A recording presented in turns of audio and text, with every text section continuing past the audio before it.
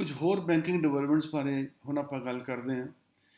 Recently Bhim UPI application ਇਹ ਭੂਟਾਨ ਦੇ ਵਿੱਚ ਵੀ ਲਾਂਚ ਕੀਤੀ ਗਈ ਹੈ। ਜੁਲਾਈ ਦੇ ਮਹੀਨੇ ਦੇ ਵਿੱਚ UPI, आई थिंक UPI ਬਾਰੇ ਸਾਰੇ ਜਾਣਦੇ ਹੀ हैं। UPI ਦੀ ਫੁੱਲ ਫਾਰਮ ਕੀ ਹੈ? Unified payment interface.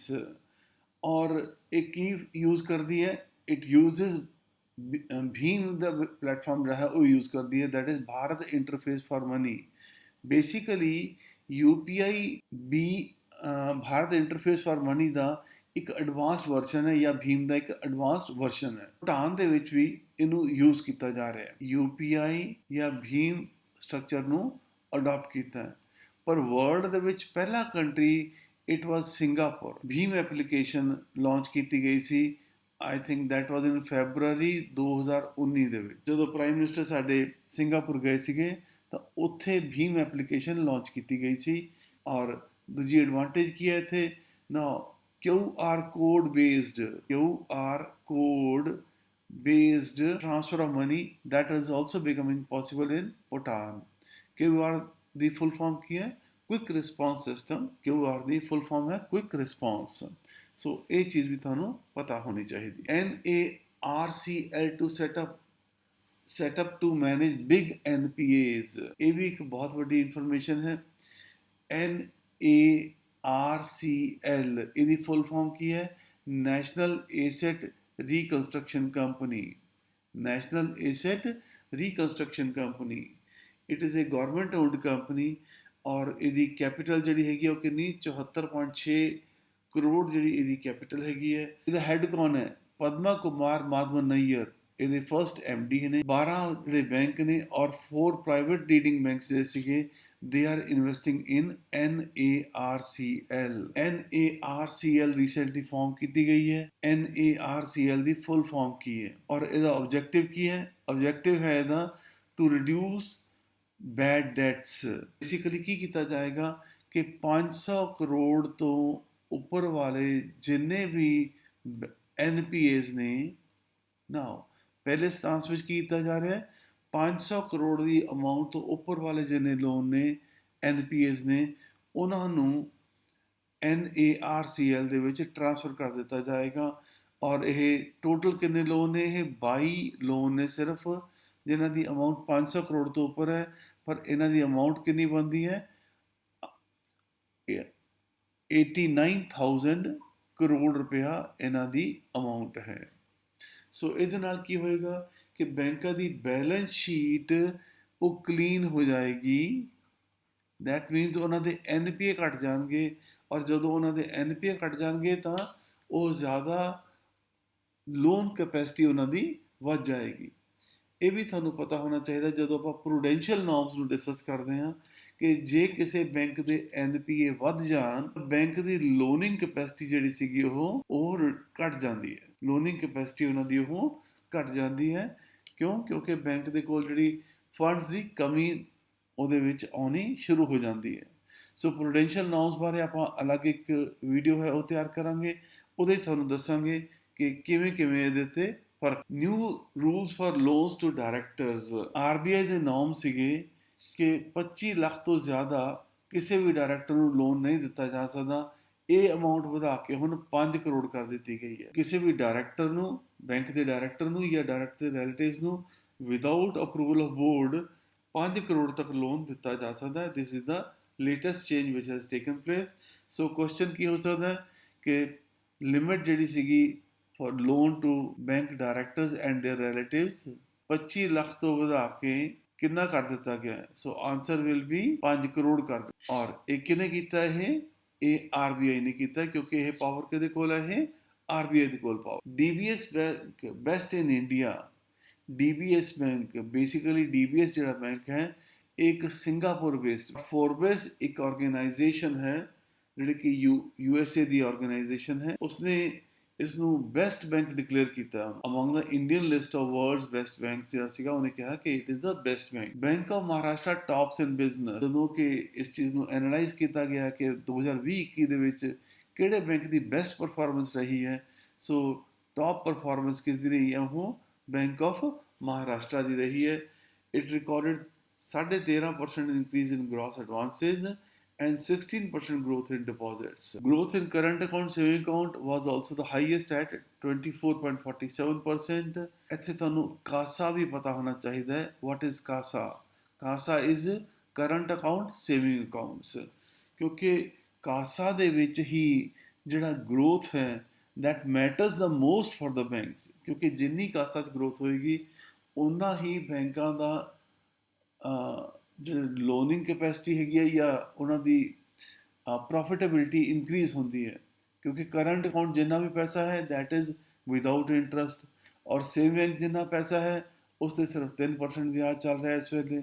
So that means ਕਿ ਜਦੋਂ ਬੈਂਕਾਂ ਨੇ ਪੈਸਾ ਅੱਗੇ ਉਧਾਰ ਦੇਣਾ, ਲੋਨ ਦੇਣਾ, ਤਾਂ ਉਹਨਾਂ ਦੇ ਕੋਲ ਜਿੰਨਾ ਲੋ ਕਾਸਟ ਫੰਡ ਹੋਏਗਾ ਉਹਨਾਂ ਜ਼ਿਆਦਾ ਬੈਂਕਾਂ ਵਾਸਤੇ ਬੈਟਰ ਹੋ ਜਾਏਗਾ. ਉਹਦੇ ਵਾਸਤੇ ਜਿਹੜੀ ਨਾਰਮਲੀ ਟਰਮ ਯੂਜ਼ ਕੀਤੀ ਜਾਂਦੀ ਹੈ that is ਕਾਸਾ. ਕਾਸਾ the full form ਕੀ ਹੋਈ? Current account saving account. More HFCs given power under SURFACE. HFC ਦੀ ਫੁੱਲ ਫਾਰਮ ਕੀ ਹੈ? Housing finance companies. Housing finance companies ਨੂੰ ਪਾਵਰ ਦਿੱਤੀ ਗਈ ਹੈ ਕਿ ਤੁਸੀਂ ਸਰਫੇਸੀ ਐਕਟ ਨੂੰ ਯੂਜ਼ ਕਰ ਸਕਦੇ ਹੋ. ਪਹਿਲਾਂ ਇਹ ਪਾਵਰ ਸੀਗੀ ਕਿ only those housing finance company ਜਿਨ੍ਹਾਂ ਦੇ ਕੋਲ ਐਸੈਟਸ 500 ਕਰੋੜ ਤੋਂ ਜ਼ਿਆਦਾ ਦੇ ਨੇ, ਸਿਰਫ ਉਹੀ ਸਰਫੇਸੀ ਯੂਜ਼ ਕਰ ਸਕਦੀਆਂ ਸੀਗੀਆਂ. ਪਹਿਲਾਂ ਓਨਲੀ ਦੋਜ਼ HFCs ਜਾਂ ਹਾਊਸਿੰਗ ਫਾਈਨਾਂਸ ਕੰਪਨੀ ਜਿਨ੍ਹਾਂ ਦੇ ਕੋਲ ਟੋਟਲ ਐਸੈਟਸ 500 ਕਰੋੜ ਤੋਂ ਜ਼ਿਆਦਾ ਦੇ ਨੇ ਉਹੀ ਸਰਫੇਸੀ ਯੂਜ਼ ਕਰ ਸਕਦੀਆਂ ਸੀਗੀਆਂ. ਹੁਣ ਇਹ ਲਿਮਿਟ 100 ਕਰੋੜ ਕਰ ਦਿੱਤੀ ਗਈ ਹੈ. ਦੈਟ ਮੀਨਸ ਉਹ ਹਾਊਸਿੰਗ ਫਾਈਨਾਂਸ ਕੰਪਨੀਜ਼ ਜਿਨ੍ਹਾਂ ਦੇ ਐਸੈਟਸ, ਦੈਟ ਮੀਨਸ ਇੱਥੇ ਐਸੈਟਸ ਦਾ ਮਤਲਬ ਕੀ ਹੋਏਗਾ? ਬੇਸਿਕਲੀ ਉਹ ਐਸੈਟਸ ਦਾ ਮਤਲਬ ਹੋਏਗਾ ਲੋਨਸ. ਜਿਨ੍ਹਾਂ ਦੇ ਹਾਊਸਿੰਗ ਫਾਈਨਾਂਸ ਦੇ ਵਿੱਚ ਲੋਨ 100 ਕਰੋੜ ਤੋਂ ਜ਼ਿਆਦਾ ਦੇ ਨੇ ਉਹ ਸਰਫੇਸੀ ਯੂਜ਼ ਕਰ ਸਕਦੀਆਂ ਨੇ. ਸਰਫੇਸੀ ਦੀ ਫੁੱਲ ਫਾਰਮ ਇਹ ਵੀ ਪਤਾ ਹੋਣੀ ਚਾਹੀਦੀ ਹੈ. ਇਹਦੀ ਫੁੱਲ ਫਾਰਮ ਹੈ Securitization and Reconstruction of Financial Assets and Enforcement of Security Interest Act 2002. 2002 ਦੇ ਵਿੱਚ ਇਹ ਐਕਟ ਪਾਸ ਹੋਇਆ ਸੀਗਾ. ਇਹਦੇ ਬਾਰੇ ਆਪਾਂ ਫਿਰ ਗੱਲ ਕਰਾਂਗੇ ਜਦੋਂ ਆਪਾਂ ਪ੍ਰੂਡੈਂਸ਼ੀਅਲ ਨੋਰਮਸ ਦੀ ਗੱਲ ਕਰਦੇ ਹਾਂ. Forex reserves touch all time high. ਅੱਜ ਦੀ ਤਰੀਕ ਦੇ ਵਿੱਚ ਆਪਣੇ ਹਿੰਦੁਸਤਾਨ ਦੇ ਜਿਹੜੇ ਫੋਰਨ ਐਕਸਚੇਂਜ ਰਿਜ਼ਰਵ ਨੇ ਉਹ ਤਕਰੀਬਨ ਕਿੰਨੇ ਹੋ ਚੁੱਕੇ ਨੇ? 605 ਬਿਲੀਅਨ ਹੋ ਚੁੱਕੇ ਨੇ. ਔਰ India is the 5th largest reserve holding country in the world. So ਇਹ ਬਹੁਤ ਇੰਪੋਰਟੈਂਟ ਗੱਲ ਹੈ. ਔਰ ਗੋਲਡ ਦੇ ਵਿੱਚ ਵੀ ਇੰਡੀਆ ਕਿੰਨਾ ਨੰਬਰ ਦੇ ਉੱਤੇ ਹੈ? 10th largest in terms of gold reserves. So ਇਹੀ ਕੁਐਸਚਨ ਵੀ ਐਗਜ਼ਾਮ ਦੇ ਵਿੱਚ ਕਈ ਵਾਰੀ ਪੁੱਛਿਆ ਜਾਂਦਾ ਹੈ. ਨੰਬਰ 1 ਤੇ ਕਿਹੜਾ ਕੰਟਰੀ ਆਉਂਦਾ ਹੈ? ਉਹ ਚਾਈਨਾ ਆਉਂਦਾ ਹੈ. ਚਾਈਨਾ ਦੇ ਜਿਹੜੇ ਰਿਜ਼ਰਵ ਨੇ ਅੱਜ ਦੀ ਤਰੀਕ ਦੇ ਵਿੱਚ ਕੋਈ ਐਗਜ਼ੈਕਟ ਇਨਫੋਰਮੇਸ਼ਨ ਤਾਂ ਨਹੀਂ, but it is more than 3000 US billion dollars. ਕਿਸੇ ਵੇਲੇ ਚਾਈਨਾ ਦੇ 4000 ਤੋਂ ਜ਼ਿਆਦਾ ਹੁੰਦੇ ਸੀਗੇ, ਪਰ ਇੱਕ ਵਾਰੀ ਚਾਈਨਾ 'ਚ ਕ੍ਰਾਈਸਿਸ ਆਇਆ ਸੀ, ਉਹਦੇ 'ਚ 1000 ਬਿਲੀਅਨ ਡਾਲਰ ਜਿਹੜਾ ਸੀ ਪੈਸਾ ਨਿਕਲ ਗਿਆ ਸੀਗਾ. ਪਰ ਹੁਣ ਅਪਰੋਕਸੀਮੇਟਲੀ 3000 ਬਿਲੀਅਨ ਦੇ ਕੋਲ ਕਰੀਬ ਚਾਈਨਾ ਦੇ ਕੋਲ ਫੋਰਨ ਕਰੰਸੀ ਰਿਜ਼ਰਵਸ ਹੋਣੇ ਚਾਹੀਦੇ ਨੇ. RBI notifies new ATM transaction rules. ਇਹ ਬਹੁਤ ਇੰਪੋਰਟੈਂਟ ਹੈ, ਵੈਰੀ ਇੰਪੋਰਟੈਂਟ, ਕਿਉਂਕਿ ਇੱਥੋਂ ਫਿਰ ਕੁਐਸਚਨ ਡੈਫੀਨੇਟਲੀ ਬਣਦਾ ਹੈ. ਇਸ ਦਾ ਮਤਲਬ ਕੀ ਹੋਇਆ ਕਿ ਆਪਣੀ ਬੈਂਕ ਦੀ ਆਪਣੀ ATM, ਲੈਟ ਅਸ ਸੇ ਕਿ ਤੁਸੀਂ PNB ਦੇ ਕਸਟਮਰ ਹੋ, ਤਾਂ PNB ਦੀ ATM ਦੇ ਉੱਤੇ ਤੁਸੀਂ 5 ਟ੍ਰਾਂਜੈਕਸ਼ਨਸ ਫ੍ਰੀ ਕਰ ਸਕਦੇ ਹੋ. 5 ਟ੍ਰਾਂਜੈਕਸ਼ਨਸ ਇੱਕ ਮਹੀਨੇ ਦੇ ਵਿੱਚ ਫ੍ਰੀ ਕਰ ਸਕਦੇ ਹੋ. ਔਰ ਤੁਸੀਂ ਕਿਸੇ ਦੂਜੇ ਬੈਂਕ ਦੀ ATM ਦੇ ਉੱਤੇ ਨਾਲ ਟ੍ਰਾਂਜੈਕਸ਼ਨ ਕਰਨੀ ਹੈ ਤਾਂ ਮੈਟਰੋ ਸਿਟੀ ਦੇ ਵਿੱਚ 3 ਔਰ ਨਾਨ ਮੈਟਰੋ ਦੇ ਵਿੱਚ 5 ਕਰ ਸਕਦੇ ਹੋ. ਨਾਓ ਇੱਥੇ ਜਿਹੜੀ ਇੱਕ ਹੋਰ ਵੱਡੀ ਚੇਂਜ ਕੀਤੀ ਹੈ, ਟ੍ਰਾਂਜੈਕਸ਼ਨ ਦਾ ਮਤਲਬ ਇਹ ਨਹੀਂ ਕਿ ਤੁਸੀਂ ਪੈਸੇ ਕਢਾਉਣੇ ਨੇ, ਸਿਰਫ ਉਹੀ ਮਤਲਬ ਨਹੀਂ, ਉਹਦੇ ਵਿੱਚ ਤੁਸੀਂ ਇਨਕੁਆਇਰੀ ਵੀ ਕਰਦੇ ਹੋ it also means transaction. So ਇਹ ਇੱਕ ਬਹੁਤ ਇੰਪੋਰਟੈਂਟ ਇਨਫੋਰਮੇਸ਼ਨ ਹੈ ਜਿਹੜੀ ਕਿ ਸਾਰਿਆਂ ਨੂੰ ਪਤਾ ਹੋਣੀ ਚਾਹੀਦੀ ਹੈ। ਐਂਡ ਇਹ ਵੀ ਨਾਲ ਪਤਾ ਹੋਣਾ ਚਾਹੀਦਾ ਹੈ ਕਿ for transaction over free limits ਕਿੰਨੇ ਪੈਸੇ ਚਾਰਜ ਕੀਤੇ ਜਾਣਗੇ। 21 ਰੁਪਏ ਚਾਰਜ ਕੀਤੇ ਜਾਣਗੇ। ਪਹਿਲਾਂ 20 ਰੁਪਏ ਹੁੰਦੇ ਸੀਗੇ, ਹੁਣ 1 ਜਨਵਰੀ 2022 ਤੋਂ ਇਹ ਕਿੰਨੇ ਹੋ ਜਾਣਗੇ, 21 ਰੁਪਏ ਹੋ ਜਾਣਗੇ। 1 ਰੁਪਇਆ ਵੱਧ ਜਾਏਗੀ, ਕਾਸਟ ਵੱਧ ਜਾਏਗੀ। IDBI launches digital loan processing. ना IDBI बैंक ਤੁਸੀਂ ਸਾਰੇ ਜਾਣਦੇ ਹੋ, ਇਹਨਾਂ ਨੇ ਜਿਹੜੀ ਲੋਨ ਪ੍ਰੋਸੈਸਿੰਗ ਹੈ ਉਹ ਕੰਪਲੀਟਲੀ ਡਿਜੀਟਾਈਜ਼ ਕਰ ਦਿੱਤੀ ਹੈ। ਲੋਨ ਪ੍ਰੋਸੈਸਿੰਗ ਸਿਸਟਮ ਬਣਾ ਦਿੱਤਾ ਹੈ ਔਰ ਕੰਪਲੀਟਲੀ ਡਿਜੀਟਾਈਜ਼ ਕਰ ਦਿੱਤਾ ਹੋਇਆ ਹੈ। IDBI ਬੈਂਕ ਬਾਰੇ ਤੁਹਾਨੂੰ ਹੋਰ ਇਨਫੋਰਮੇਸ਼ਨ ਕੀ ਪਤਾ ਹੋਣੀ ਚਾਹੀਦੀ ਹੈ ਕਿ it was a nationalised bank. It was a nationalised bank, but later on this bank was nationalise का मतलब की होया कि गवर्नमेंट ओन्ड सीगा।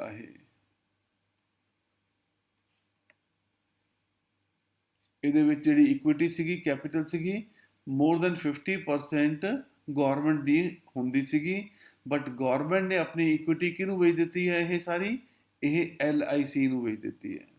ਠੀਕ ਹੈ ਜੀ। LIC ਵੀ ਗਵਰਨਮੈਂਟ ਓਨਡ ਆਰਗੇਨਾਈਜੇਸ਼ਨ ਹੈ, ਪਰ ਇਹਦਾ ਮਤਲਬ ਇਹ ਹੋਇਆ ਕਿ IDBI ਦੇ ਵਿੱਚ ਗਵਰਨਮੈਂਟ ਇਕੁਇਟੀ ਹੁਣ ਇਕੁਇਟੀ ਜਾਂ ਕੈਪੀਟਲ ਹੁਣ ਨਿਲ ਹੋ ਗਿਆ। ठीक है जी। इन IDBI ये निल हो गया। That means it is no longer a nationalized bank, it is no longer a public sector bank, it is now a private bank। it is now a private bank which is owned by Life Insurance Corporation of India। और ਤੁਸੀਂ ਜਾਣਦੇ ਹੋ ਕਿ LIC ਵੀ ਹੁਣ market ਦੇ ਵਿੱਚ ਆ ਰਹੀ ਹੈ, ਕਿਉਂਕਿ ਸਰਕਾਰ ਉਹਦੇ ਵਿੱਚ ਵੀ ਆਪਣਾ ਹਿੱਸਾ ਕੁਝ ਵੇਚਣ ਜਾ ਰਹੀ ਹੈ। So this is important news. IDBI ਬਾਰੇ ਤੁਹਾਨੂੰ ਪਤਾ ਹੋਣਾ ਚਾਹੀਦਾ ਹੈ। ਇਸ ਤਰ੍ਹਾਂ ਦਾ ਕੁਐਸਚਨ ਵੀ ਐਗਜ਼ਾਮ ਦੇ ਵਿੱਚ ਆ ਜਾਂਦਾ ਹੈ ਕਿ which government own nationalised bank has recently been privatised. RBI joins supervisors network। RBI joins central banks and supervisors network for greening the financial system, ਜਿਹਦਾ ਕਿ ਹੈਡਕੁਆਟਰ ਪੈਰਿਸ ਦੇ ਵਿੱਚ ਹੈ, ਐਜ਼ ਅ ਮੈਂਬਰ। ਨਾਓ ਇਹ ਇੱਕ ਗਰੁੱਪ ਹੈ, NGFS is a group of central banks and supervisors willing to share best practices and contribution to the development of environment। ਨਾ ਇਹ ਇਸ ਚੀਜ਼ ਨੂੰ ਲਾਂਚ ਕੀਤਾ ਗਿਆ ਸੀ ਦਸੰਬਰ 2017 ਦੇ ਵਿੱਚ, ਜਦੋਂ ਕਿ ਪਲੈਨਟ ਸਮਿਟ ਉੱਥੇ ਹੋਈ ਸੀਗੀ, ਔਰ ਉਹਦੇ ਵਿੱਚ ਇਹ ਗਰੁੱਪ ਬਣਾਇਆ ਗਿਆ ਸੀ। RBI ਨੇ ਇਸ ਗਰੁੱਪ ਨੂੰ ਜੁਆਇਨ ਕੀਤਾ ਹੈ। ਕੁਐਸਚਨ ਕੀ ਆ ਸਕਦਾ ਤੁਹਾਨੂੰ, RBI joins NGFC group, what is the full form of NGFC? NGFC the full form ਕੀ ਹੋ ਗਈ, Network for Greening the Financial System। ਔਰ ਦੂਜਾ ਕੁਐਸਚਨ ਕੀ ਬਣ ਸਕਦਾ ਇਹਦਾ, where are the headquarters of NGFS? So answer ਕੀ ਬਣੇਗਾ ਉੱਥੇ ਤੁਹਾਡਾ, ਪੈਰਿਸ ਬਣੇਗਾ। ਸੋ ਦੋ ਕੁਐਸਚਨ ਇੱਥੇ ਬਣਦੇ ਨੇ। ਪਹਿਲਾ ਕੁਐਸਚਨ ਕੀ ਬਣਦਾ ਤੁਹਾਡਾ ਇਹਦੇ ਉੱਤੇ ਕਿ NGFC ਫੁੱਲ ਫਾਰਮ ਕੀ ਹੈ, ਔਰ ਦੂਜਾ ਕੁਐਸਚਨ ਕੀ ਬਣਦਾ ਇਹਦੇ ਉੱਤੇ ਕਿ NGFS ਦਾ ਹੈਡਕੁਆਟਰ ਕਿੱਥੇ ਹੈ, ਉਹ ਪੈਰਿਸ ਹੈ। PPIs can withdraw through ATM and POS। ਪਹਿਲਾਂ ਤਾਂ PPI ਦੀ ਫੁੱਲ ਫਾਰਮ ਪਤਾ ਹੋਣੀ ਚਾਹੀਦੀ ਹੈ। PPI ਦੀ ਫੁੱਲ ਫਾਰਮ ਕੀ ਹੋ ਗਈ, ਪੇਮੈਂਟ ਪ੍ਰੀਪੇਡ ਇੰਸਟਰੂਮੈਂਟਸ। ਠੀਕ ਹੈ ਜੀ। ਨਾਓ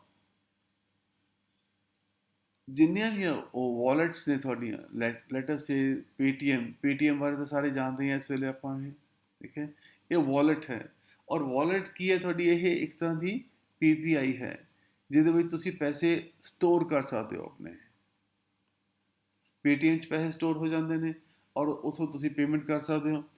ਨਾ ਇਹ ਵੀ ਅਲਾਉ ਕੀਤਾ ਹੁਣ ਇਸ ਵੇਲੇ कि money kept in various wallets like Amazon Pay, Ola Money, MobiKwik, Phone Pay, MetroCard can be withdrawn using ATM or POS machine। किसी भी ATM मशीन तो ਤੁਸੀਂ ਆਪਣੇ Paytm wallet ਜਾਂ ਕਿਸੇ ਹੋਰ ਦੂਜੀ wallet ਜਿਹਨੇ ਪੈਸੇ ਪਏ ਨੇ ਉਹ ਤੁਸੀਂ ਪੈਸੇ ਵਿਡਰਾਅ ਕਰ ਸਕਦੇ ਹੋ। Up to 2000 rupees. ਕਿੰਨੇ ਪੈਸੇ ਵਿਡਰਾ ਕਰ ਸਕਦੇ ਹੋ? 2000 ਰੁਪਏ ਵਿਡਰਾ ਕਰ ਸਕਦੇ ਹੋ ਐਟ ਵਨ ਟਾਈਮ। ਇੱਕ ਮਹੀਨੇ ਦੇ ਵਿੱਚ ਤੁਸੀਂ ਕਿੰਨੇ ਪੈਸੇ ਵਿਡਰਾ ਕਰ ਸਕਦੇ ਹੋ? 10,000 ਰੁਪਏ ਵਿਡਰਾ ਕੀਤੇ ਜਾ ਸਕਦੇ ਨੇ ਨਾ। ਇਹਦੇ ਵਿੱਚ ਸਿਸਟਮ ਕਿਵੇਂ ਯੂਜ਼ ਹੋਏਗਾ? That has to be found. Observe ਕਰਨਾ ਪਏਗਾ ਤੁਹਾਨੂੰ। ਇਹ ਆਰਬੀਆਈ ਨੇ ਪਰਮਿਸ਼ਨ ਦਿੱਤੀ ਹੈ ਕਿ ਤੁਸੀਂ ਆਪਣੀ ਵਾਲਟਸ ਦੇ ਵਿੱਚੋਂ ਏਟੀਐਮ ਦੇ ਥਰੂ ਵੀ ਪੈਸੇ ਵਿਡਰਾ ਕਰ ਸਕਦੇ ਹੋ, ਕੈਸ਼ ਵਿਡਰਾ ਕਰ ਸਕਦੇ ਹੋ ਤੁਸੀਂ। ਇਹ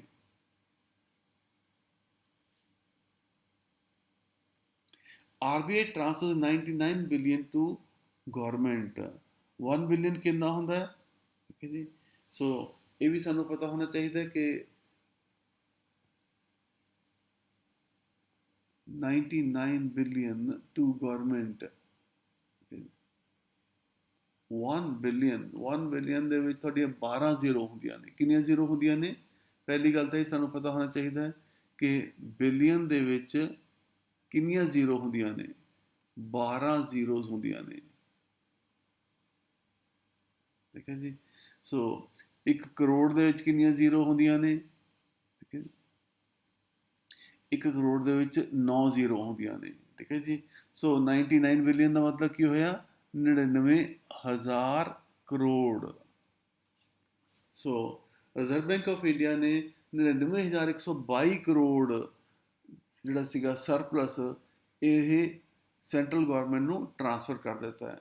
ਬੇਸਿਕਲੀ ਅਸੀਂ ਕਹਿ ਸਕਦੇ ਹਾਂ ਕਿ ਆਪਣੇ ਪ੍ਰੋਫਿਟ ਦੇ ਵਿੱਚੋਂ, ਕਿਉਂਕਿ RBI is 100% government owned organisation. RBI ਦੇ ਵਿੱਚ it is 100% RBI owned by government of India.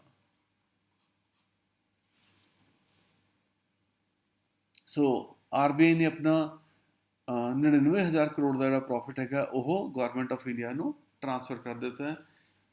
ਇਹ ਵੀ ਤੁਹਾਨੂੰ ਯਾਦ ਹੋਣਾ ਚਾਹੀਦਾ ਕਿ 2019 ਦੇ ਵਿੱਚ ਰਘੂਰਾਮ ਰਾਜਨ ਔਰ ਉਸ ਤੋਂ ਪਹਿਲਾਂ ਇੱਕ ਹੋਰ ਉਹਨਾਂ ਦੇ ਡਿਪਟੀ ਗਵਰਨਰ ਸੀਗੇ ਆਚਾਰਿਆ, ਉਹਨਾਂ ਨੇ ਰਿਜ਼ਾਈਨ ਕਰ ਦਿੱਤਾ ਸੀਗਾ because they refused to transfer surplus to government of India. ਠੀਕ ਹੈ ਜੀ। ਪਰ ਉਸ ਤੋਂ ਬਾਅਦ ਸ਼ਸ਼ੀਕਾਂਤ ਦਾਸ, ਜਿਨ੍ਹਾਂ ਨੂੰ ਕਿ ਆਰਬੀਆਈ ਦੇ ਗਵਰਨਰ ਬਣਾਇਆ ਗਿਆ, ਉਹਨਾਂ ਨੇ ਨਾਓ ਦੇ ਹੀ ਇਸ ਟ੍ਰਾਂਸਫਰਡ 99,000 ਕਰੋੜ ਰੁਪਇਆ ਇਹ 2020-21 ਵਾਸਤੇ ਜਿਹੜਾ ਸੀਗਾ ਇਹ ਪੈਸਾ ਟ੍ਰਾਂਸਫਰ ਕੀਤਾ ਗਿਆ। ਕਿਹੜੇ ਸਾਲ ਵਾਸਤੇ ਟ੍ਰਾਂਸਫਰ ਕੀਤਾ ਗਿਆ? ਇਹ 2020-21। ਔਰ ਇਹ ਵੀ ਤੁਹਾਨੂੰ ਪਤਾ ਹੋਣਾ ਚਾਹੀਦਾ ਕਿ 2020-21 ਦਾ ਜਿਹੜਾ ਸਾਲ ਸੀਗਾ ਆਰਬੀਆਈ ਦਾ, ਇਟ ਇਜ਼ 9 ਮੰਥਸ ਦਾ। ਠੀਕ ਹੈ। ਸੋ 9 ਮਹੀਨੇ ਦਾ ਪ੍ਰੋਫਿਟ 99,000 ਕਰੋੜ ਰੁਪਇਆ ਆਰਬੀਆਈ ਨੇ ਗਵਰਨਮੈਂਟ ਆਫ ਇੰਡੀਆ ਨੂੰ ਟ੍ਰਾਂਸਫਰ ਕੀਤਾ ਹੈ। ਇਹ ਵੀ ਨਾਲ ਪਤਾ ਹੋਣਾ ਚਾਹੀਦਾ ਹੈ ਕਿ 2019-20 ਦੇ ਵਿੱਚ ਆਰਬੀਆਈ ਨੇ 1,76,000 ਕਰੋੜ ਰੁਪਇਆ ਇਹ ਗਵਰਨਮੈਂਟ ਆਫ ਇੰਡੀਆ ਨੂੰ ਟ੍ਰਾਂਸਫਰ ਕੀਤਾ ਸੀਗਾ। ਠੀਕ ਹੈ ਜੀ। ਸੋ 1,76,000 ਕਰੋੜ ਰੁਪਏ 2019-20 ਟ੍ਰਾਂਸਫਰ ਕੀਤਾ ਸੀਗਾ ਔਰ 2020-21 ਦੇ ਵਿੱਚ 99,000 ਕਰੋੜ ਰੁਪਇਆ ਇਹ ਟ੍ਰਾਂਸਫਰ ਕੀਤਾ ਹੈ। ਇਹ ਕੁਐਸਚਨ ਇਹ ਵੀ ਹੋ ਸਕਦਾ ਤੁਹਾਡਾ ਇਹ ਕਿ 2019-20 ਚ ਇੰਨੇ 1,76,000 ਕਰੋੜ ਕੀਤੇ, 2020-21 ਦੇ ਵਿੱਚ 99,000 ਕਰੋੜ ਟ੍ਰਾਂਸਫਰ ਕੀਤੇ। ਇਹ ਪੈਸੇ ਘੱਟ ਕਿਉਂ ਗਏ? ਕਿਉਂਕਿ ਗਵਰਨਮੈਂਟ ਆਫ ਇੰਡੀਆ ਨੇ ਔਰ ਆਰਬੀਆਈ ਨੇ ਮਿਲ ਕੇ ਆਰਬੀਆਈ ਦਾ ਫਾਈਨੈਂਸ਼ੀਅਲ ਈਅਰ ਚੇਂਜ ਕਰ ਦਿੱਤਾ। ਪਹਿਲਾ ਫਾਈਨੈਂਸ਼ੀਅਲ ਈਅਰ ਕਿੰਨਾ ਹੋਇਆ ਕਰਦਾ ਸੀਗਾ? 1 ਜੁਲਾਈ ਤੋਂ ਲੈ ਕੇ 30 ਜੂਨ ਤੱਕ ਹੋਇਆ ਕਰਦਾ ਸੀਗਾ। ਪਰ 2021 ਦੇ ਵਿੱਚ ਉਹਨਾਂ ਨੇ ਕੀ ਕੀਤਾ? ਹੁਣ ਇਹ ਚੇਂਜ ਕਰ ਦਿੱਤਾ ਕਿ ਫਾਈਨੈਂਸ਼ੀਅਲ ਈਅਰ ਕਦੋਂ ਐਂਡ ਹੋਏਗਾ? 31 ਮਾਰਚ ਨੂੰ ਐਂਡ ਹੋਏਗਾ। ਸੋ ਦੈਟ ਮੀਨਸ ਕਿ 2020-21 ਦਾ ਫਾਈਨੈਂਸ਼ੀਅਲ ਈਅਰ ਕਦੋਂ ਤੋਂ ਸ਼ੁਰੂ ਹੋਇਆ? 1 ਜੁਲਾਈ ਤੋਂ ਲੈ ਕੇ 31 ਮਾਰਚ ਨੂੰ ਖਤਮ ਹੋ ਗਿਆ। ਹੁਣ ਜਦੋਂ 21-22 ਦਾ ਹੋਏਗਾ ਉਹ ਕਦੋਂ ਹੋਏਗਾ? 1 ਅਪ੍ਰੈਲ ਤੋਂ ਲੈ ਕੇ ਉਹ 31 ਮਾਰਚ ਤੱਕ ਦਾ, that means full financial year ਹੋਏਗਾ। So it is very important information ਕਿ ਆਰਬੀਆਈ ਦਾ ਫਾਈਨੈਂਸ਼ੀਅਲ ਈਅਰ ਅੱਜ ਦੀ ਤਰੀਕ ਦੇ ਵਿੱਚ ਕੀ ਹੈ। ਤਾਂ ਅੱਜ ਦੀ ਤਰੀਕ ਦੇ ਵਿੱਚ ਅਸੀਂ ਕਹਾਂਗੇ ਆਰਬੀਆਈ ਦਾ financial year is from 1 April to 31 March of the next year. ਇਹ ਕੁਐਸਚਨ ਵੀ ਇੰਪੋਰਟੈਂਟ ਕੁਐਸਚਨ ਹੈ financial year of RBI.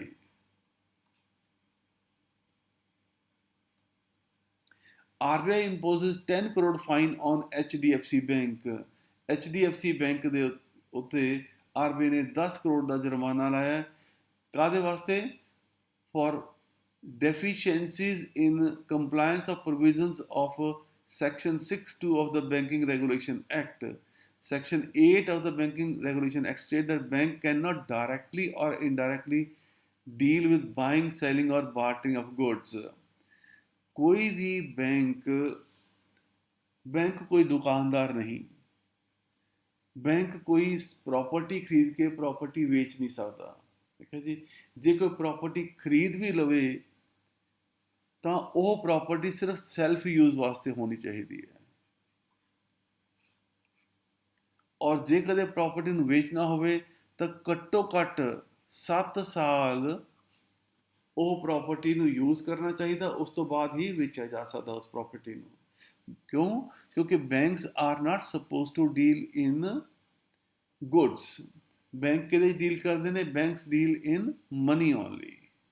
Banks deal in money only, they do not deal in goods. So ਇੱਥੇ bank ਨੇ ਕੀ ਕੀਤਾ ਸੀਗਾ, ਉਹਨਾਂ ਨੂੰ ਕੁਝ ਕਸਟਮਰਸ ਨੂੰ ਫੋਰਸ ਕੀਤਾ ਸੀਗਾ ਕੋਈ ਵਹੀਕਲ ਟਰੈਕਿੰਗ ਡਿਵਾਈਸ ਪਰਚੇਜ਼ ਕਰਨ ਵਾਸਤੇ ਜਿਹੜਾ ਸੀਗਾ ਉਹ ਫੋਰਸ ਕਰ ਰਿਹਾ ਸੀਗਾ। ਇਸ ਕਰਕੇ it was a violation of the section 6(2) of the section 8 of the banking regulation act. 10 crore ਦਾ ਜੁਰਮਾਨਾ HDFC ਦੇ ਉੱਤੇ लगाया गया। Paytm Wealth Community launched, not important, कोई ज़्यादा important, not important, ठीक है जी। Paytm ने अपनी Paytm Wealth Community launch की थी, it's not an important question. AFA made mandatory from October 1st. 1 October 2021 ਤੋਂ AFA ਜਿਹੜਾ ਸੀਗਾ ਇਹ ਮੈਂਡੇਟਰੀ ਹੋ ਜਾਏਗਾ। AFA ਦੀ ਫੁੱਲ ਫਾਰਮ ਕੀ ਹੁੰਦੇ ਆ? Additional factor of authentication. That means ਸਾਡੇ ਕਾਰਡਸ ਦੇ ਥਰੂ, let us say ਕਿ ਮੇਰੇ ਕੋਲ SBI ਕਾਰਡ ਹੈ ਔਰ ਉਹਦੇ ਉੱਤੇ I can allow SBI card to make payment ਕਿ ਮੇਰੇ ਬਿਜਲੀ ਦੇ ਬਿੱਲ ਜਿਹੜੇ ਸੀਗੇ ਉਹ ਪੇ ਕਰ ਦਿਓ, ਜਿਵੇਂ ਜਿਵੇਂ ਬਿੱਲ ਆਉਂਦੇ ਨੇ ਉਹ ਪੇ ਕਰੀ ਜਾਓ, ਠੀਕ ਹੈ ਜੀ। ਪਾਣੀ ਦਾ ਬਿੱਲ ਆ ਉਹ ਪੇ ਕਰ ਦਿਓ, ਮੇਰੇ ਕੋਈ ਹੋਰ ਪੇਮੈਂਟ ਕਰਨੀ ਹੈ ਉੱਥੇ ਮੈਂ ਇੰਸਟਰਕਸ਼ਨਸ ਦੇ ਸਕਦਾ ਔਰ ਆਟੋਮੈਟਿਕਲੀ ਮੇਰਾ ਜਿਹੜਾ ਕ੍ਰੈਡਿਟ ਕਾਰਡ ਹੈ ਉੱਥੋਂ ਡੈਬਿਟ ਹੋ ਜਾਏਗਾ ਔਰ ਜਿਹੜੀ ਆਰਗੇਨਾਈਜੇਸ਼ਨ ਨੂੰ ਪੇਮੈਂਟ ਹੋਣੀ ਹੈ ਉਹ ਹੋ ਜਾਏਗੀ।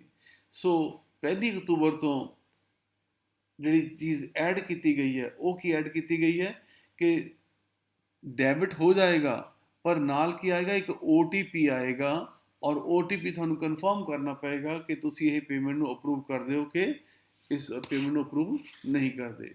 ਸੋ ਦਿਸ ਇਜ਼ ਇੰਪੋਰਟੈਂਟ ਇਨਫੋਰਮੇਸ਼ਨ ਕਿ that is AFA। AFA stand for additional factor of ਅਥੈਂਟੀਕੇਸ਼ਨ।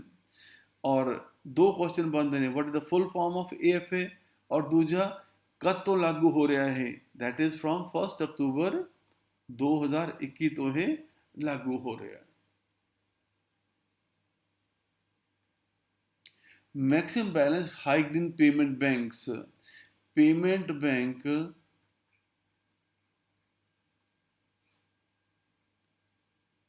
I think ਸਾਰੇ ਜਾਣਦੇ ਆ, ਜਿਵੇਂ ਏਅਰਟੈਲ ਪੇਮੈਂਟ ਬੈਂਕ ਹੋ ਗਿਆ, ਹੋਰ ਬਹੁਤ ਸਾਰੇ ਪੇਮੈਂਟ ਬੈਂਕ ਖੋਲ੍ਹੇ ਹੋਏ ਨੇ।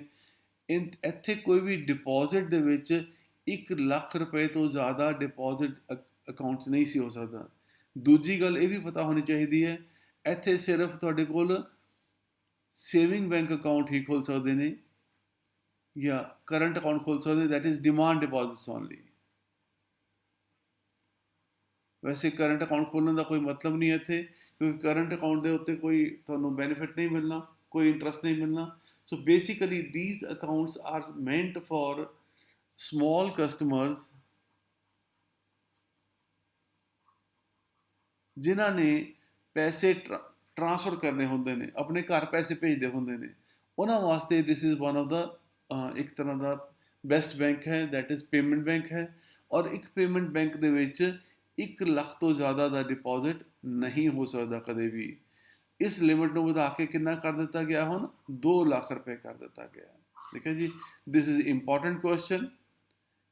ਇੰਪॉर्टेंट क्वेश्चन, क्वेश्चन ਕੀ ਬਣੇਗਾ, ਪੇਮੈਂਟ ਬੈਂਕਾਂ ਦੇ ਵਿੱਚ ਡਿਮਾਂਡ ਡਿਪੋਜ਼ਿਟ ਅਕਾਊਂਟ ਦੇ ਵਿੱਚ ਮੈਕਸਿਮਮ ਅਮਾਊਂਟ ਨੂੰ 1 ਲੱਖ ਤੋਂ ਵਧਾ ਕੇ ਕਿੰਨਾ ਕਰ ਦਿੱਤਾ ਗਿਆ ਹੈ। ਜਾਂ ਸਿੰਪਲ ਕੁਐਸਚਨ ਹੋ ਸਕਦਾ ਹੈ, ਕਿਸੇ ਵੀ ਪੇਮੈਂਟ ਬੈਂਕ ਦੇ ਵਿੱਚ ਮੈਕਸਿਮਮ ਅਕਾਊਂਟ ਦੇ ਵਿੱਚ ਡਿਪੋਜ਼ਿਟ ਅਮਾਊਂਟ ਕਿੰਨੀ ਹੋ ਸਕਦੀ ਹੈ, ਦੈਟ ਇਜ਼ 2 ਲੱਖ ਰੁਪਇਆ ਹੋ ਸਕਦੀ ਹੈ। ਪਹਿਲਾਂ ਇਹ ਲਿਮਿਟ 1 ਲੱਖ ਹੁੰਦੀ ਸੀ, ਹੁਣ ਇਹ 2 ਲੱਖ ਰੁਪਏ ਕਰ ਦਿੱਤੀ ਗਈ ਹੈ। POs में open zero balance account post office, ठीक है जी। पोस्ट ऑफिस ਦੇ ਵਿੱਚ ਵੀ ਸੇਮ ਬੈਂਕ ਅਕਾਊਂਟ ਖੁੱਲ ਜਾਂਦਾ ਹੈ, ਠੀਕ ਹੈ ਜੀ। ਪਰ ਪੋਸਟ ਆਫਿਸ ਦੇ ਵਿੱਚ ਜਿਵੇਂ ਬੈਂਕਾਂ ਦੇ ਵਿੱਚ ਜ਼ੀਰੋ ਬੈਲੈਂਸ ਅਕਾਊਂਟ ਖੁੱਲ ਜਾਂਦਾ ਹੈ, ਇਹ ਅਲਾਉਡ ਨਹੀਂ ਸੀਗਾ, ਜ਼ੀਰੋ ਬੈਲੈਂਸ ਅਕਾਊਂਟ ਅਲਾਉਡ ਨਹੀਂ ਸੀਗਾ। ਹੁਣ ਗਵਰਨਮੈਂਟ ਨੇ ਪੋਸਟ ਆਫਿਸ ਦੇ ਵਿੱਚ ਵੀ ਜ਼ੀਰੋ ਬੈਲੈਂਸ ਅਕਾਊਂਟ ਓਪਨ ਕਰਨ ਦੀ ਪਰਮਿਸ਼ਨ ਦੇ ਦਿੱਤੀ ਹੈ। It has been allowed for certain persons. कौन है ये? As per notification by the Ministry of Finance, a basic saving account with the post office can be opened by an individual who is a registered adult member of any government welfare scheme, by the guardian of a minor whose name is registered for any government benefit. So दो तरह के लोगों को यह benefit allow किया गया कि zero balance account खोल सकते हैं। कौन? Adult member of any government welfare scheme, that means जिमें मनरेगा कार्ड होल्डर्स हो गए, या माइनर्स जिन्होंने कोई स्कॉलरशिप आता है या कोई होर सरकारी बेनिफिट मिलता है, उन्होंने वास्ते ये अलाउ किया गया, होर किसी वास्ते अलाउ नहीं किया गया। जदों कि बैंकों के विच दो तरह के account, small saving bank account और बेसिक सेम बैंक अकाउंट, दोनों दे विच जीरो बैलेंस हो सकता है, ठीक है जी। In case of banks, commercial बैंकों दे विच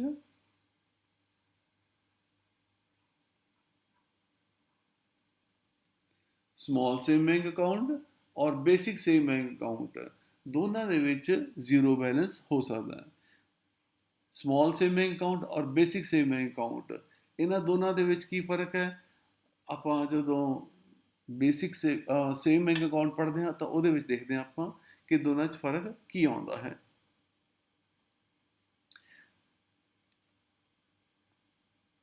RBI's Regulations Review Authority, ठीक है जी। So Reserve Bank of India has decided to set up a Regulation Review Authority. Now RBI ने की बनाया है? रेगुलेशन रिव्यू अथॉरिटी बनाई है, एक नवी अथॉरिटी बनाई है, which is to be headed by M Rajeshwar Rao, deputy governor, और 1 साल वास्ते अनदर टाइम फ्रेम है। एक रिव्यू अथॉरिटी बनाई है किस चीज़ ਨੂੰ? To review regulations, circulars, reporting system and compliance procedure of central bank for streamlining them and making them more effective. Rajeshwar Rao RBI ਦੇ ਡਿਪਟੀ ਗਵਰਨਰ ਨੇ ਔਰ ਉਹਨਾਂ ਨੂੰ ਬਣਾਇਆ ਗਿਆ, ਕਿਸ ਚੀਜ਼ ਦਾ ਹੈਡ ਬਣਾਇਆ ਗਿਆ? ਰੈਗੂਲੇਸ਼ਨ ਰਿਵਿਊ ਅਥਾਰਟੀ ਬਣਾਇਆ ਗਿਆ। ਪਰਪਸ ਕੀ ਹੈ ਕਿ ਰੈਗੂਲੇਸ਼ਨ, ਸਰਕੂਲਰਸ, ਰਿਪੋਰਟਿੰਗ ਸਿਸਟਮ ਨੂੰ ਜਿਹੜਾ ਸੀਗਾ ਹੋਰ ਇਫੈਕਟਿਵ ਤੇ ਐਫੀਸ਼ੀਐਂਟ ਬਣਾਇਆ ਜਾਏ। ਠੀਕ ਹੈ, ਸੋ ਕੁਐਸਚਨ ਕੀ ਹੋ ਸਕਦਾ ਹੈ? Who has been appointed as the head of RRA। ਨਾ ਇਹ ਵੀ ਆ ਸਕਦਾ which are the following is not a purpose of RRA। ਉਹਦੇ ਵਿੱਚ 3 ਚੀਜ਼ਾਂ ਤੁਹਾਡੇ ਕੋਲ ਆ ਜਾਣਗੀਆਂ, circular, reporting system, compliance procedure, ਨਾਲ ਚੌਥਾ ਆ ਗਿਆ to regulate the rate of interest in the same bank accounts ਔਰ ਕਮਰਸ਼ੀਅਲ ਬੈਂਕਸ। ਠੀਕ ਹੈ, ਸੋ ਉਹਦੇ 'ਚ ਆਪਸ਼ਨ ਤੁਹਾਡੇ ਕੀ ਬਣ ਜਾਏਗੀ? ਕਿਉਂਕਿ ਨੋਟ ਹੈ to regulate the same bank interest of the commercial banks. ਇਸ ਤਰ੍ਹਾਂ ਦੇ ਕੁਐਸਚਨ ਵੀ ਐਗਜ਼ਾਮ ਦੇ ਵਿੱਚ ਆ ਸਕਦੇ ਨੇ, ਸੋ ਇਸ ਚੀਜ਼ ਦਾ ਖਿਆਲ ਤੁਹਾਨੂੰ ਰੱਖਣਾ ਚਾਹੀਦਾ। RBI panel to review working of ARCs। ARC ਦੀ ਫੁੱਲ ਫਾਰਮ ਕੀ ਹੋਈ? Asset Reconstruction Company, ठीक है जी। RBI constitutes 6-member panel to carry out review of the ARCs। RBI ਨੇ 6 ਮੈਂਬਰ ਕਮੇਟੀ ਬਣਾਈ ਹੈ ਜਿਹੜੀ ਕਿ ARCs ਨੂੰ ਰਿਵਿਊ ਕਰੇਗੀ, and it is to be headed by former ED of RBI mister Sudarshan Sen. Mister Sudarshan Sen ਇਹਦੇ ਹੈਡ ਹੋਣਗੇ। ਸੋ ਤੁਹਾਡਾ ਕੁਐਸਚਨ ਕੀ ਬਣਦਾ ਹੈ, ਕਿੰਨੇ ਮੈਂਬਰ ਕਮੇਟੀ ਬਣਾਈ ਗਈ ਹੈ for review of ARCs by RBI? 6 member committee ਬਣਾਈ ਗਈ ਹੈ। ਇਹਦਾ ਹੈਡ ਕੌਣ ਹੋਏਗਾ? It is to be headed by mister Sudarshan Sen. ARC ਦਾ ਬੇਸਿਕਲੀ ਫੰਕਸ਼ਨ ਕੀ ਹੈ? ਇਹ NPS ਨੂੰ ਪਰਚੇਜ਼ ਕਰਦੀ ਹੈ ਔਰ NPS ਨੂੰ ਪਰਚੇਜ਼ ਕਰਕੇ ਜਿਹੜਾ ਸੀਗਾ ਉਹਨਾਂ ਦੀ ਰਿਕਵਰੀ ਕਰਦੀ ਹੈ। ਆਪਾਂ ਨੇ ਉਸ ਥੋੜ੍ਹੀ ਦੇਰ ਪਹਿਲਾਂ ਇੱਕ ਹੋਰ ਕੁਐਸਚਨ ਕੀਤਾ ਸੀਗਾ, ਉਹਦੇ ਵਿੱਚ ਵੀ ਇਹੀ ਸੀਗਾ ਕਿ ARCs NARCs ਜਿਹੜੇ ਸੀਗੀਆਂ ਉਹ ਬਣਾਈ ਜਾ ਰਹੀ ਹੈ ਔਰ ਉਹਨੂੰ ਕੀ ਕੀਤਾ ਜਾਏਗਾ, 500 ਕਰੋੜ ਤੋਂ ਉੱਪਰ ਵਾਲੇ ਜਿੰਨੇ ਲੋਨ ਨੇ ਉਹਦੇ ਕੋਲ ਟ੍ਰਾਂਸਫਰ ਕੀਤੇ ਜਾਣਗੇ। ਔਰ ਉਹਨਾਂ 500 ਕਰੋੜ ਤੋਂ ਉੱਪਰ ਵਾਲੇ ਕਿੰਨੇ ਲੋਨ ਨੇ? 22 ਲੋਨ ਨੇ। ਅਮਾਊਂਟ ਕਿੰਨੀ ਸੀ? 89,000 ਕਰੋੜ ਸੀ ਉਹਨਾਂ ਦੀ ਉਹ। ਠੀਕ ਹੈ ਜੀ। ਸੋ ਅਸੀਂ ਦੇਖਦੇ ਹਾਂ ਕਿ ਕਾਫੀ ਵੱਡੇ ਵੱਡੇ ਲੋਨ ਸੀਗੇ। ਔਰ ARCs ਜਿਹੜੀਆਂ ਵੀ ਹੈਗੀਆਂ ਨੇ, they are registered under SARFAESI act, under RBI act as well as under SARFAESI act. ਆਪਾਂ ਹਾਲੇ ਤੱਕ ਕਾਫੀ ਗੱਲ ਕਰਦੇ ਹਾਂ, ਸਰਫੇਸੀ ਬਾਰੇ ਗੱਲ ਕਰਦੇ ਰਹੇ ਹਾਂ। ਕੁਐਸਚਨ ਕਈ ਵਾਰ ਐਗਜ਼ਾਮ ਦੇ ਵਿੱਚ ਇਹ ਵੀ ਪੁੱਛ ਲਿੱਤਾ ਜਾਂਦਾ ਹੈ, NPAs ਨੂੰ ਰਿਕਵਰ ਕਰਨ ਵਾਸਤੇ ਕਿਹੜੇ ਕਿਹੜੇ ਚੀਜ਼ਾਂ ਬਣਾਈਆਂ ਗਈਆਂ ਨੇ। ਠੀਕ ਹੈ ਜੀ। ਸੋ ਵਨ ਇਜ਼ ਬੇਸਿਕਲੀ DRTs। ਠੀਕ ਹੈ ਜੀ। ਦੂਜਾ ਸਰਫੇਸੀ act,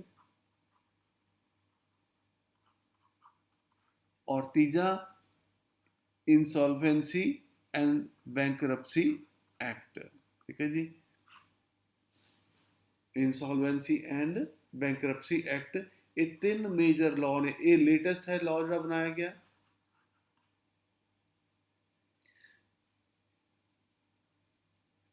this is the latest law. ਠੀਕ ਹੈ। ਸੋ ਇਸ ਤਰ੍ਹਾਂ ਦੇ ਮਤਲਬ ਕੁਐਸਚਨ ਐਗਜ਼ਾਮ 'ਚ ਪੁੱਛੇ ਜਾ ਸਕਦੇ ਨੇ ਕਿ NPA ਨੂੰ ਰਿਕਵਰ ਕਰਨ ਵਾਸਤੇ ਕਿਹੜੇ ਕਿਹੜੇ ਆਰਗੇਨਾਈਜੇਸ਼ਨ ਜਿਹੜੀਆਂ ਨੇ ਇਹ ਬਣਾਈਆਂ ਗਈਆਂ ਨੇ।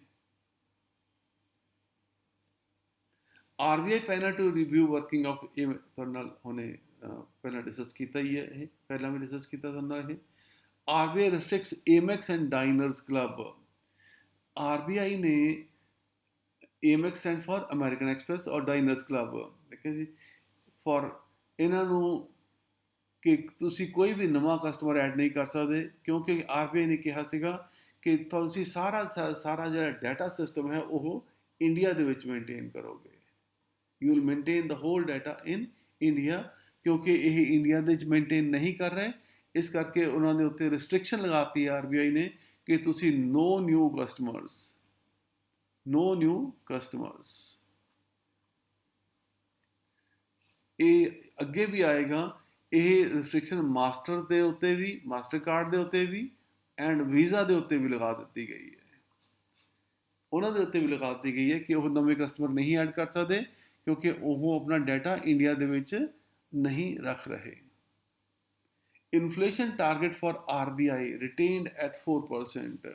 It's a policy decision. ਇਹ ਕੀ ਹੈ? ਇੱਕ ਪॉलिसी डिसीजन ਹੈ। ਇਨਫਲੇਸ਼ਨ ਨੂੰ ਕੰਟਰੋਲ ਕਰਨਾ ਕਿਹਦੀ ਰਿਸਪੌਂਸਿਬਿਲਿਟੀ ਹੈ? ਸੋ ਇਹ ਰਿਸਪੌਂਸਿਬਿਲਿਟੀ ਕਿਹਨੂੰ ਦੇ ਦਿੱਤੀ ਗਈ ਹੈ? ਇਹ RBI ਨੂੰ ਦੇ ਦਿੱਤੀ ਗਈ ਹੈ। ਔਰ ਕੀ ਕਿਹਾ ਗਿਆ RBI ਨੂੰ ਕਿ ਇਨਫਲੇਸ਼ਨ 4% ਦੇ ਕਰੀਬ ਰਹਿਣੀ ਚਾਹੀਦੀ ਹੈ।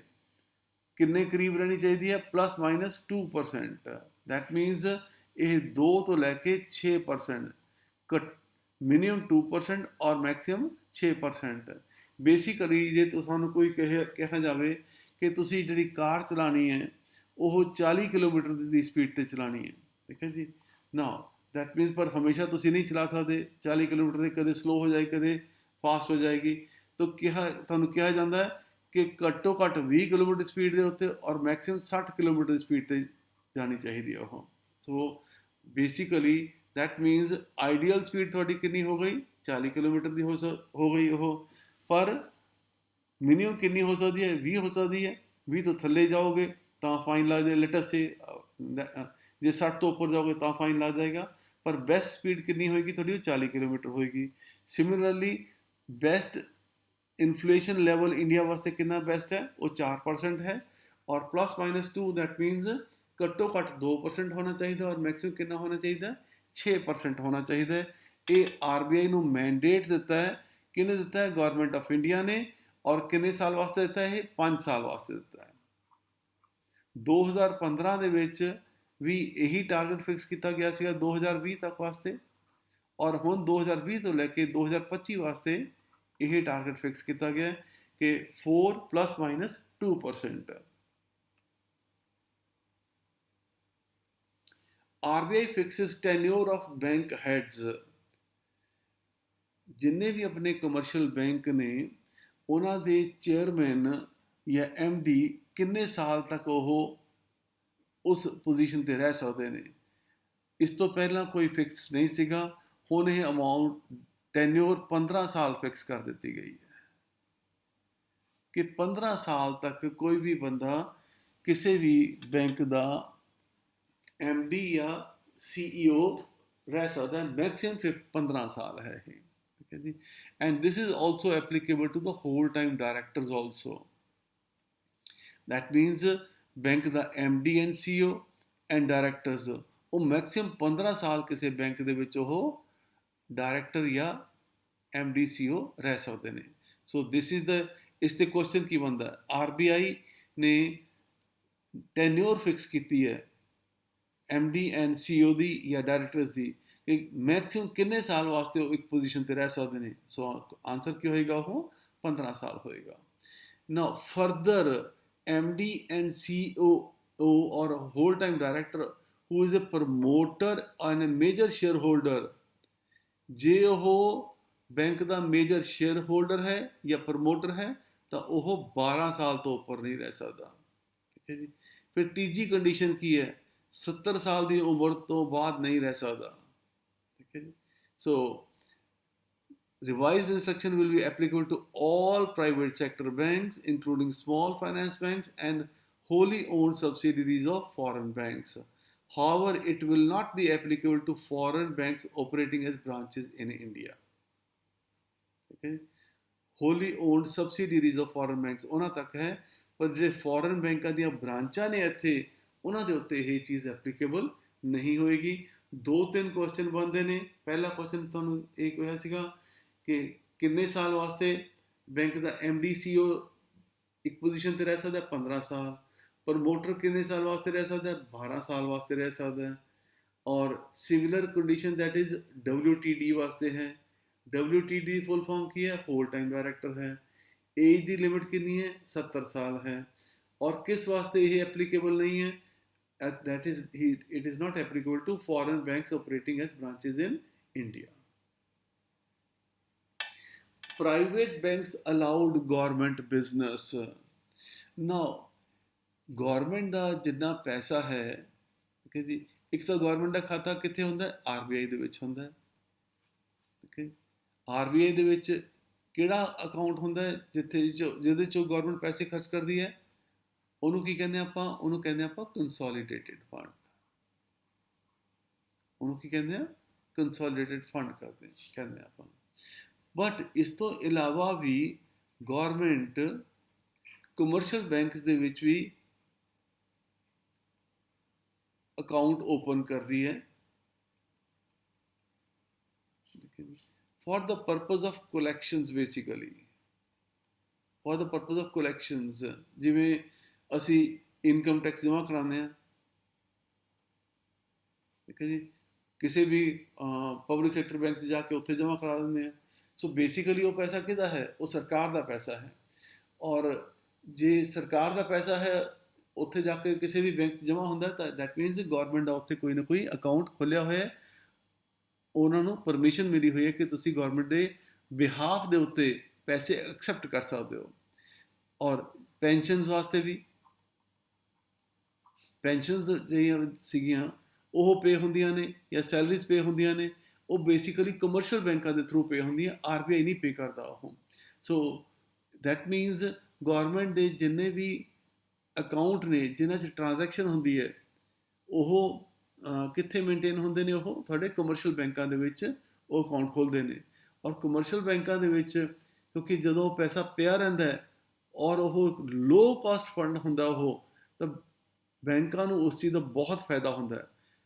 ਹੁਣ ਤੱਕ ਇਹ ਅਕਾਊਂਟ ਸਿਰਫ ਪਬਲਿਕ ਸੈਕਟਰ ਬੈਂਕਾਂ ਦੇ ਵਿੱਚ ਖੁੱਲ੍ਹਦੇ ਸੀਗੇ।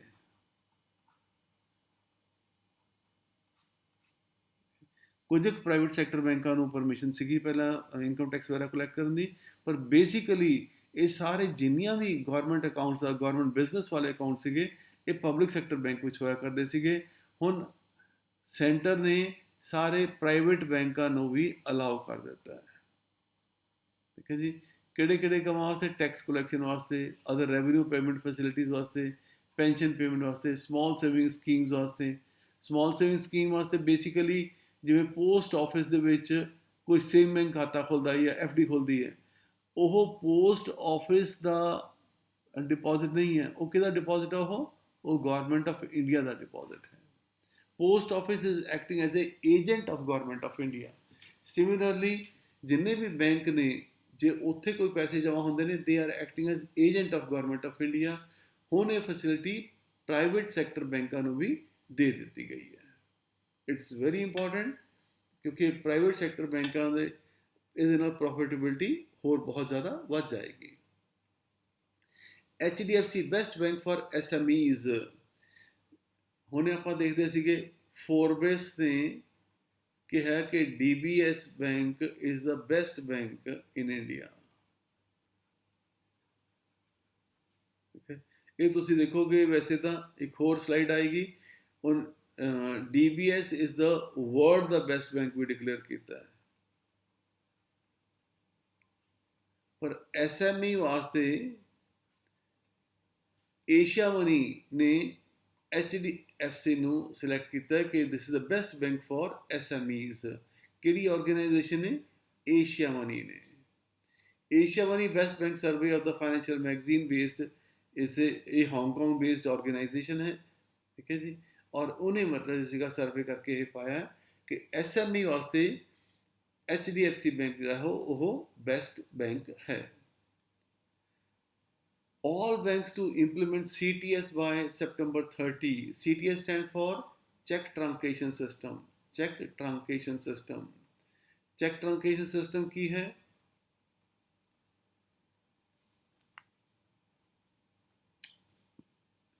ਤੁਸੀਂ ਮੈਨੂੰ ਚੈੱਕ ਦਿੱਤਾ, ਠੀਕ ਹੈ ਜੀ, ਮੇਰਾ ਖਾਤਾ PNB ਦੇ ਵਿੱਚ ਹੈ, ਤੁਸੀਂ ਮੈਨੂੰ ਚੈੱਕ ਦਿੱਤਾ ਸਟੇਟ ਬੈਂਕ ਆਫ ਇੰਡੀਆ ਦਾ। ਹੁਣ ਇਸ ਚੈੱਕ ਨੂੰ ਮੈਂ ਕੀ ਕਰਾਂਗਾ? ਮੈਂ ਆਪਣੇ ਖਾਤੇ 'ਚ ਪੈਸੇ ਜਮ੍ਹਾਂ ਕਰਾਉਣੇ ਨੇ। ਇਹ ਤੁਸੀਂ ਮੈਨੂੰ 10,000 ਦਾ ਚੈੱਕ ਦਿੱਤਾ, ਇਹ ਪੈਸੇ ਮੇਰੇ ਖਾਤੇ 'ਚ ਜਮ੍ਹਾਂ ਹੋ ਜਾਣ, ਮੈਂ ਕੀ ਕਰਾਂਗਾ? ਇਸ ਚੈੱਕ ਨੂੰ ਡਿਪੋਜ਼ਿਟ ਕਰ ਦਿਆਂਗਾ PNB ਦੇ ਵਿੱਚ। ਪੁਰਾਣੇ ਸਿਸਟਮ ਦੇ ਵਿੱਚ ਕੀ ਹੁੰਦਾ ਸੀਗਾ? PNB ਇਸ ਚੈੱਕ ਨੂੰ ਕਿੱਥੇ ਲੈ ਕੇ ਜਾਏਗਾ? RBI ਦੇ ਕੋਲ ਲੈ ਕੇ ਜਾਏਗਾ। ਠੀਕ ਹੈ ਜੀ।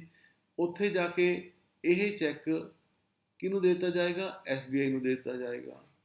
SBI ਜਿਹੜਾ ਸੀਗਾ ਫਿਰ ਤੁਹਾਡਾ ਖਾਤਾ ਡੈਬਿਟ ਕਰ ਦੇਗਾ ਔਰ SBI ਜਿਹੜਾ ਸੀਗਾ RBI ਨੂੰ ਇਹ ਕ੍ਰੈਡਿਟ ਦੇ ਦੇਗਾ। ਫਿਰ RBI ਜਿਹੜਾ ਸੀਗਾ ਇਹ PNB ਨੂੰ ਕ੍ਰੈਡਿਟ ਦੇ ਦੇਗਾ ਔਰ PNB ਕੀ ਕਰੇਗਾ? ਮੇਰੇ ਅਕਾਊਂਟ ਨੂੰ ਕ੍ਰੈਡਿਟ ਦੇ ਦੇਗਾ।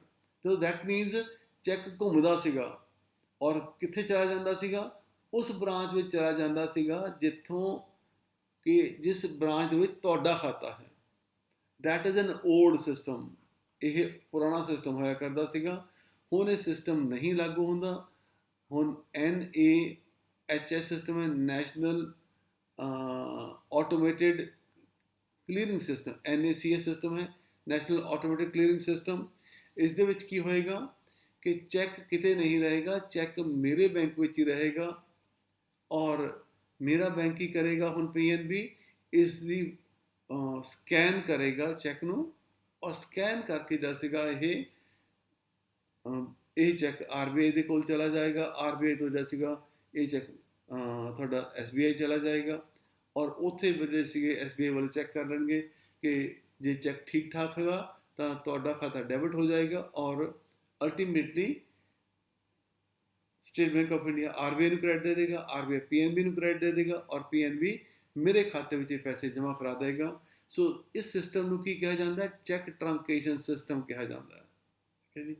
ਔਰ ਇੱਥੇ ਸਭ ਤੋਂ ਵੱਡੀ ਗੱਲ ਕਿਹੜੀ ਹੋ ਜਾਂਦੀ ਹੈ ਕਿ ਚੈੱਕ ਟਰੰਕੇਸ਼ਨ ਸਿਸਟਮ ਦੇ ਵਿੱਚ ਕੀ ਹੋਏਗਾ? there is no movement of check, no movement of check, कि there is no physical movement of check,